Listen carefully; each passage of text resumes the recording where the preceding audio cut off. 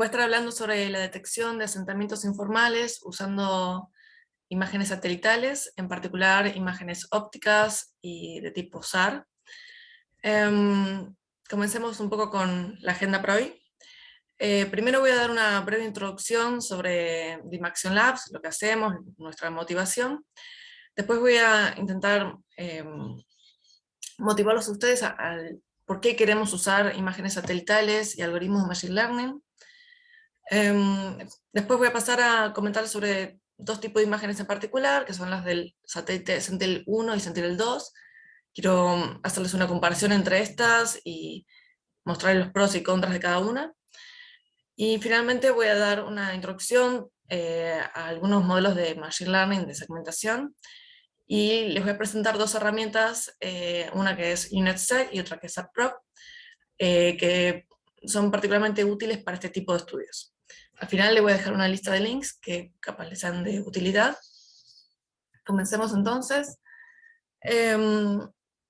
Dimaxion es una compañía especializada en extraer información a partir de información geoespacial. Solemos trabajar con largos territorios. Nació en el 2018 en Buenos Aires. Fue financiada por UNICEF, Innovation Fund y el gobierno de la ciudad de Buenos Aires.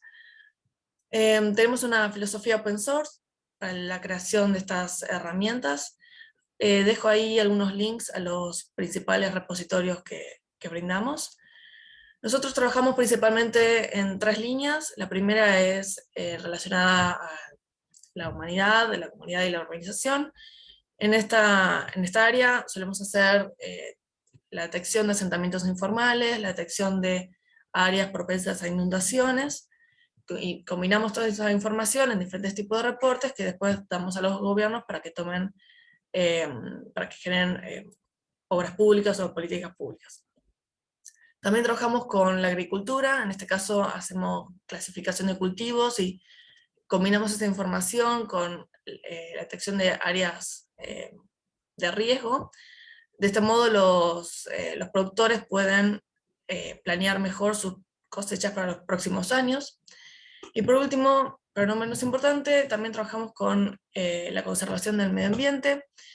Acá tenemos diferentes tipos de estudios, algunos son, por ejemplo, el traqueo de las áreas en deforestación, detección de áreas quemadas después de un incendio, o la detección de desechos de residuos de modo ilegal. Nosotros nos inspiramos después de ver este caso, esto es en Fiorito, en Buenos Aires. El 2010 fue el censo previo, y vemos cómo en los siguientes años esta área fue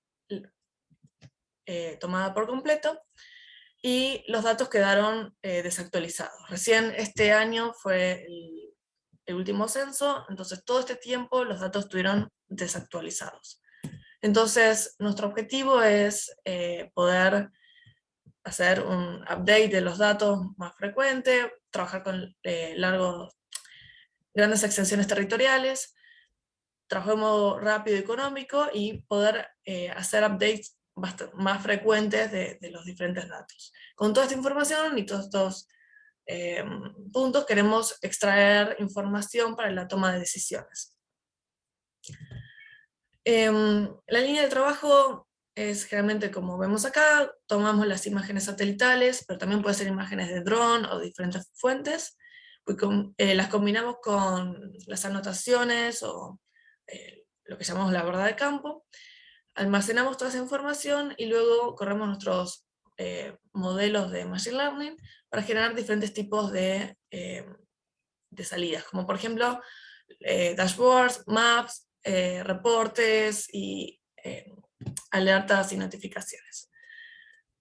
Entonces, con esto espero verlos motivados a que el uso de imágenes satelitales y la combinación de estas con los algoritmos de Machine Learning nos facilitan procesar estas imágenes de un modo rápido y económico.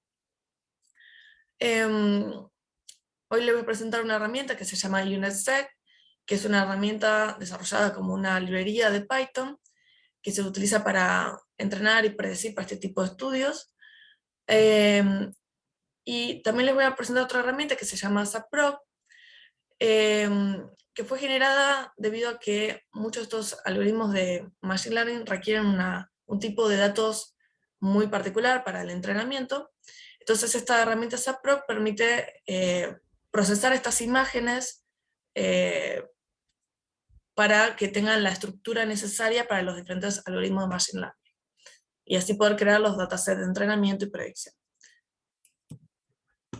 Ahora bien, vamos a pasar un poco a lo que son las imágenes satelitales. Tenemos diferentes fuentes, tenemos por ejemplo las fuentes privadas, pueden ser diferentes tipos de productos, por ejemplo pueden ser ópticos o de tipo SAR, ahora a continuación voy a explicar un poco más sobre qué es cada uno. Dentro de los que son las imágenes privadas, uno puede tener una revisita bastante frecuente, puede ser diaria o a demanda. La resolución es bastante buena, de 0.3 a 5 metros, y tenemos archivos desde el 2000 hasta el día de la fecha. Pero también tenemos los satélites públicos. Acá hay diferentes fuentes, por ejemplo MODIS, Landsat o Sentinel.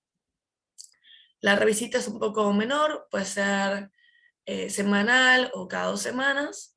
La resolución baja puede ir desde, bueno, depende del satélite, en el caso de Sentinel va de 10 metros a 100 metros, en el caso de Landsat de 30 a 100, y para MODIS es un poco peor, que es de 250 a 1000 metros. Los archivos pueden estar en el caso de Landsat desde 1984 hasta el día de la fecha, o en el caso de Sentinel desde el 2016 hasta el día de hoy. Hoy vamos a estar hablando en particular sobre los satélites de tipo Sentinel.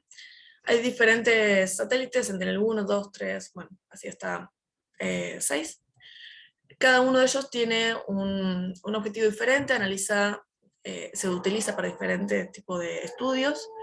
Hoy voy a estar hablando sobre el Sentinel 1 y Sentinel 2. Sentinel 1 es un satélite de tipo radar, y Sentinel 2 es un satélite óptico. Comencemos entonces con el caso de Sentinel-2. Este tipo de satélite colecta la luz que proviene de la reflexión de la luz solar en la Tierra. O sea, la luz viene del Sol, se refleja en la superficie terrestre y finalmente llega al satélite. Entonces, Sentinel-2 colecta la luz proveniente para diferentes rangos, desde el visible, el infrarrojo y el infrarrojo de onda corta. Tiene una cobertura de la superficie terrestre que va desde los 56 grados a los 84 grados. Generalmente tiene una revisita de 10 días, pero en algunas zonas eso puede variar. Y la resolución puede ir de los 10 metros a los 100 metros. Un factor muy importante es que tiene una política abierta y de datos públicos, entonces cualquiera puede acceder a este tipo de información. Esto funciona no solamente, o sea, es válido para todos los satélites de tipo Sentinel, bueno, para todos los públicos en principio. Después tenemos el Sentinel-1, que este es un sensor de tipo activo, es decir, transmite una onda la cual rebota en la superficie terrestre y capta la parte que se refleja y vuelve al satélite. A diferencia del que comenté anteriormente, el Sentinel-2, que era pasivo, o sea, que no emitía ondas, simplemente recolectaba información. En el caso de Sentinel-1 trabaja con radiación en el rango de las microondas y frecuencias de radio. Y depende del tipo de superficie donde esté incidiendo, tenemos diferentes fenómenos. Si tenemos una superficie lisa, entonces actúa como si fuese un espejo, entonces la mayor parte de la onda que intersegue a la superficie va a reflejarse hacia otra dirección. Después podemos tener superficies rugosas, como si fuese un bosque o una zona rural, donde la luz incide y se refleja en todas las direcciones, pero una parte de estas vuelve de vuelta al satélite y es detectada por el mismo. Y después tenemos superficies que llamamos de esquina, que son como cuando tenemos dos superficies que forman un ángulo recto. La mayor parte de la luz de las ondas que inciden, entonces se va a reflejar en ambas superficies y va a volver al satélite. Esto sucede mucho cuando tenemos estructuras urbanas, o sea, edificios, construcciones, y ese tipo de formas. Acá pueden ver, a modo de ejemplo, dos imágenes, a la izquierda Sentinel-1, a la derecha Sentinel-2. Se ven, bueno, es la misma zona, pero se ve diferente. Dentro de la imagen de la izquierda, tenemos como beneficio de que como es un satélite activo, o sea, que emite una onda y produce imagen a partir de lo que recibe, no es susceptible a nubosidad, es decir, aunque el área esté cubierta por nubes, las ondas van a atravesar y van a volver al satélite, lo cual es un gran beneficio. Como no depende de la luz solar, también puede trabajar durante el día y la noche, y está más relacionado con las propiedades físicas del objeto más que las propiedades ópticas o visuales del mismo, es decir, está más relacionado con la geometría o el material de donde está incidiendo la onda que visualmente cómo se observa. A diferencia de a la derecha Sentinel-2, que generalmente las bandas RGB, o sea, las rojo, verde, azul, las visuales nos permiten ya identificar los diferentes patrones de las diferentes cosas, como bueno, áreas rurales, ciudades, rutas y demás. Es más fácil al ojo para entender la imagen. Pero la gran desventaja es que este sí es susceptible a nubosidad. Si el área está cubierta por nubes, entonces es muy difícil, bueno, no se puede usar la imagen directamente. Acá tenemos otro ejemplo. Arriba de todo tenemos una imagen de alta resolución de Google. Abajo tenemos la imagen del satélite Sentinel-2 y abajo de todo la del Sentinel-1. Entonces, por ejemplo, vemos ahí una zona marcada que está, bueno, un asentamiento, que con el satélite Sentinel-2 se llega a identificar alguna suerte de patrón, pero cuando vemos en la imagen Sentinel-1 este patrón es más difuso y cuesta entenderlo con claridad. Pero lo que sucede es que hay algunas zonas en el territorio que, por ejemplo, en Colombia hay algunas zonas que están generalmente cubiertas por nubosidad, entonces no queda más opción que usar el satélite Sentinel-1 para algunos tipos de estudios. Entonces, para resumir un poco lo que hablé hasta ahora, dependiendo del tipo de estudio que queremos abordar, podemos elegir entre satélites públicos o privados. Si elegimos los públicos, entonces tenemos el beneficio de que, bueno, ya que se pueden acceder en modo gratuito y tienen bastante buena resolución y revisita, uno puede repetir los estudios con frecuencia en el tiempo y para grandes extensiones territoriales. De todos los satélites Sentinel o sea, de todos los satélites públicos, Sentinel es el que tiene la mejor resolución, ya que arranca a partir de los 10 metros el píxel. Y si bien el satélite Sentinel-2, que es óptico, nos permite identificar bien los asentamientos, o se distinguen mejor las formas y los objetos, hay algunas zonas que están totalmente cubiertas por nubes, entonces en esos casos recomendamos usar Sentinel-1. Bien, ahora vamos a pasar un poco a lo que es la parte de Machine Learning, la metodología. Acá el objetivo que queremos abordar es la detección de asentamientos informales usando... Perdón, Sí. por alguna razón estamos viendo como un cuadro negro que tapa la presentación. Creo que es el control de Zoom. Sí, de Sí, a pronto ver, sí. ahí está mejor. Sí, está mejor, gracias. Ok, fantástico. Entonces les decía, entonces acá el objetivo es detectar asentamientos informales usando imágenes satelitales y Machine Learning para procesar estas imágenes. En particular trabajamos con redes convolucionales y con una arquitectura de tipo UNet que voy a empezar a escribir en un par de slides. La metodología las solemos dividir en 4 etapas. La primera es el preprocesamiento, donde generamos el dataset para que los modelos de Machine Learning puedan entrenar y después predecir. Después tenemos el entrenamiento, donde los modelos aprenden a reconocer los patrones que caracterizan los objetos de interés. Después tenemos la predicción, donde dada una nueva imagen que se le da al modelo, este intenta reconocer esos patrones y en base a eso devuelve una probabilidad de haber encontrado o no ese objeto. Finalmente tenemos la etapa de postprocesamiento, donde podemos aplicar, por ejemplo, un umbral de la probabilidad para conservar esos resultados más probables, o un filtro de algunas áreas, y esto nos permite limpiar un poco los resultados. Entonces comencemos, en la síntesis les voy a ir uno por uno de estos pasos. Comencemos con la creación de los datasets. Acá es cuando la herramienta SAPROC nos es de mucha utilidad. Esta funciona del siguiente modo. Nosotros tenemos una imagen y tenemos un archivo vectorial con los polígonos que marcan los objetos de interés. Entonces, SAPROC va a generar una ventana y para esa ventana va a buscar si hay algún polígono. Si hay un polígono, genera una máscara binaria que viene a ser una imagen donde es 1 donde está el polígono y 0 donde no. Luego se mueve un paso y repite el proceso. Con esto vamos a ir creando el dataset.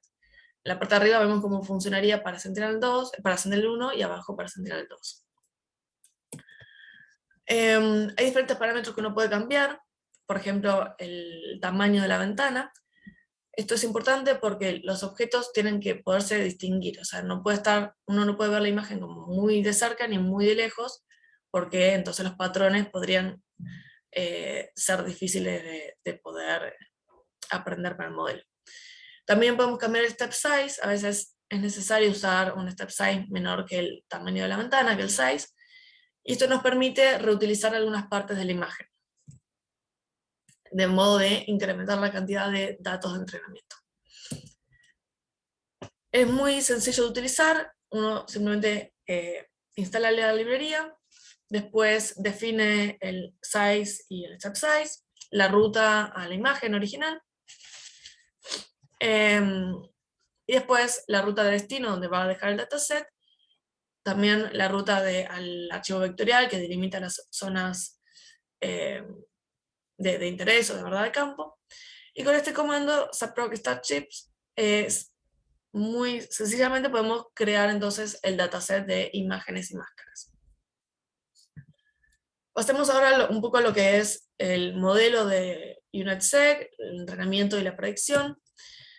Primero que nada, en visión por computadora tenemos diferentes tipos de modelos. Podemos tener clasificación, donde por ejemplo da una imagen, distinguimos si hay, no sé, un perro, un gato. Podemos tener modelos de detección, donde no solamente clasificamos, sino que además ubicamos el objeto en la imagen, o modelos de segmentación, donde además generamos el contorno. Esto en particular es útil para este tipo de estudios porque a partir de sacar el contorno podemos después calcular el área. Entonces podemos hacer una mayor cantidad de estudios una vez hecha la predicción. Es decir, por ejemplo, calcular el área de algún tipo de asentamiento o lo que fuese. Entonces nos vamos a enfocar en este último. Para eso tenemos esta arquitectura que les mencionaba anteriormente, la UNet, que fue desarrollada como un modelo de segmentación y clasificación para imágenes biomédicas, pero funciona muy bien en muchísimos otros campos. El nombre viene dado por la forma de la arquitectura, que tiene forma de U. Tiene dos partes principales, una de contracción y una de expansión. Durante la parte de contracción, a medida que la imagen es procesada, se extraen las características principales, y luego en la etapa de expansión se combinan esas características principales con la información de las capas anteriores, para así combinar una mayor resolución con la información más precisa. Al final obtenemos una imagen, como vemos acá arriba a la derecha, que cada objeto está delimitado con su contorno. Después, respecto a los inputs y outputs del modelo, durante el proceso de entrenamiento le tenemos que dar al modelo la imagen y la máscara. La máscara va a estar mostrándole al modelo dónde están los objetos de interés, y luego durante la predicción, dada una nueva imagen, el modelo va a devolver una imagen del mismo tamaño donde cada píxel representa la probabilidad de haber encontrado su objeto. Esto ya es más genérico, que es, bueno, cuánto tiempo tenemos que estar entrenando. Si entrenamos demasiado, podemos caer en una situación de overfitting, donde el modelo se ajusta muy bien a los datos de entrenamiento, pero cuando tenemos un nuevo dato, el error es grande. Pero como contraparte, si no entrenamos lo suficiente, entonces el modelo nunca aprende a reconocer los patrones. Para evitar este tipo de situaciones, lo que hacemos es dividir el dataset en 3 partes. Parte de los datos los usamos solamente para entrenar el modelo, parte los usamos para validar el modelo y saber los parámetros óptimos de este, como por ejemplo la cantidad de épocas de entrenamiento, ahora puedo ir más en detalle. Y por último, reservamos una parte del dataset para calcular las métricas finales. En los modelos de Computer Vision, una de las métricas más utilizadas es la Intersection over Union, que es la intersección entre el target y la predicción dividido el área común a ambos. Esta métrica tiende a 1 cuando la performance mejora. Y como le comentaba anteriormente, para evitar el sobreentrenamiento, lo que hacemos es usar una función que se llama early stopping, que lo que hace es analiza el error y las métricas durante el proceso de entrenamiento. Entonces acá vemos, por ejemplo, en la curva roja es el error en los datos de validación, y la curva azul en los datos de entrenamiento. Hay un punto, o sea, el modelo va entrenando, va disminuyendo el error, pero hay un punto a partir del cual, si sigue entrenando, el error en los datos de entrenamiento siguen disminuyendo, pero en los de validación empiezan a aumentar. Entonces, en ese punto es que tenemos que cortar el entrenamiento. Para correr estos modelos, para entrenar estos modelos es muy sencillo, solamente instalamos por Python la librería UnitSec, importamos las librerías, las funciones de entrenamiento y evaluación. Tenemos que definir el archivo de configuración, donde por ejemplo le damos el tamaño de la imagen, la cantidad de canales de la imagen, por ejemplo si es RGB van a ser 3 canales, la cantidad de clases que queremos distinguir. Image augmentation, si está igual a true, lo que va a hacer es tomar parte de los datos del dataset, generar pequeñas variaciones y usarlos también como datos de entrenamiento, de modo de generar un dataset más robusto. La cantidad de épocas, que esto significa, una época es que el dataset entero pasó por el proceso de entrenamiento. Entonces 20 épocas sería que 20 veces todos los datos pasaron por el modelo. Después, bueno, otros parámetros más ya referidos a los modelos de Machine Learning, como el batch size, la cantidad de pasos en que queremos hacer procedimiento y demás. También podemos variar el porcentaje que usamos para validar o para hacer el testeo. Tenemos que definir la ruta a donde están las imágenes y las máscaras, y la ruta donde vamos a dejar el modelo. Después podemos seleccionar la arquitectura. Si queremos usar la UNet, entonces definimos UNet.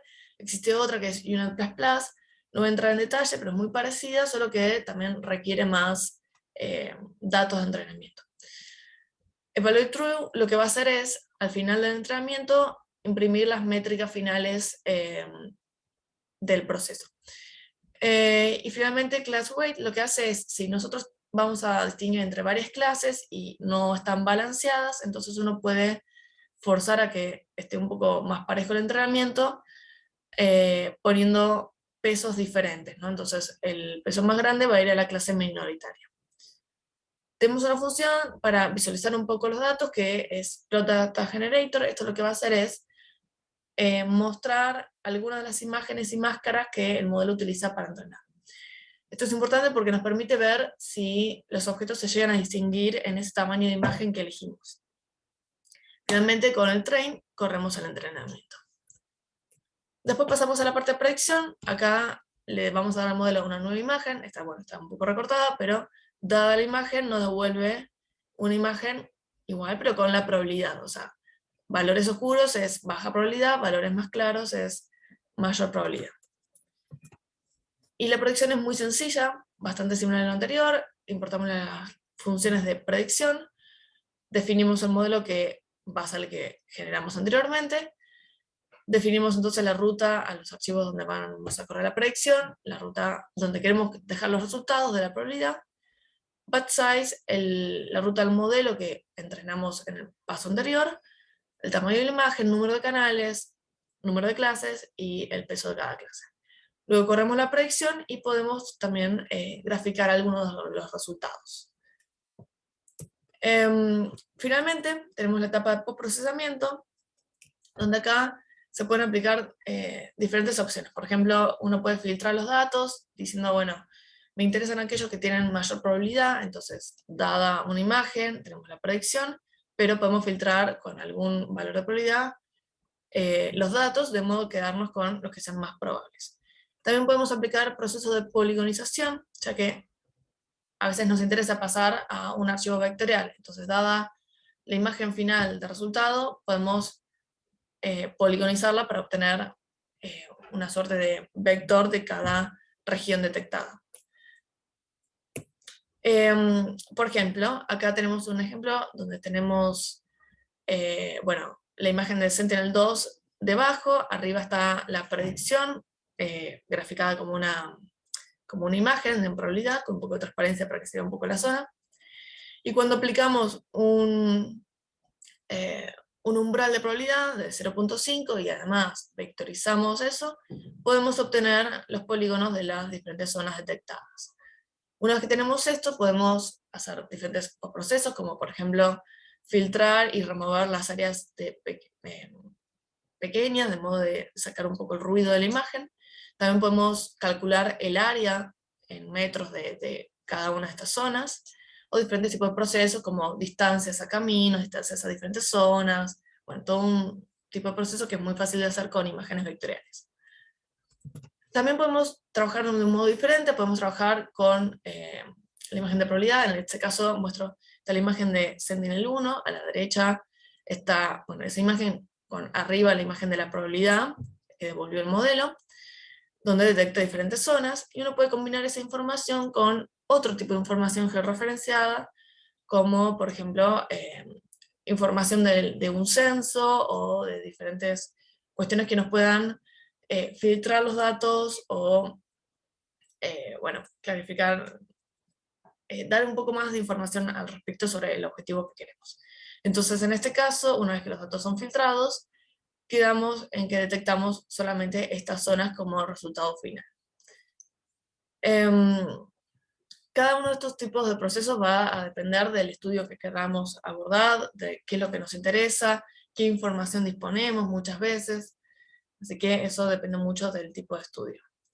Finalmente acá les dejo un par de links a los principales repositorios. Acá hay un caso de estudio que utiliza esta Proc UnitSec, está hecho en Colab, así que ustedes pueden correr todos los comandos e ir probando.